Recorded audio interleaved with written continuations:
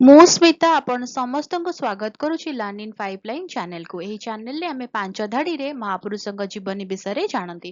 ଯେତେବେଳେ ପାଞ୍ଚ ଧାଡ଼ିରେ ଜାଣନ୍ତି ଅଧିକା ଜାଣିବାକୁ ଇଚ୍ଛା ହୁଏ। ଯଦି ଅଧିକା ଜାଣିବାକୁ ଇଚ୍ଛା ଅଛି କମେଣ୍ଟରେ ଜଣେଇବେ। ଆମେ କ'ଣ କରିବା ନା 10 ଧାଡ଼ି 15 ଧାଡ଼ି ବା ଲମ୍ବା ଏସେ ମହାପୁରୁଷଙ୍କ ବିଷୟରେ ନେଇକି ଆସିବା। ତାହେଲେ ଆଜିର ଭିଡ଼ିଓରେ ଆମେ ଜାଣିବା ଆଉ ଜଣେ ମହାପୁରୁଷଙ୍କ ଜୀବନୀ ମାତ୍ର 5 ଧାଡ଼ିରେ। କାମିଲୋ ଭେନ୍ସୋ ଡି କାଭୋର 10 ଅଗଷ୍ଟ 1810 ମସିହାରେ ଜନ୍ମଗ୍ରହଣ କରିଥିଲେ।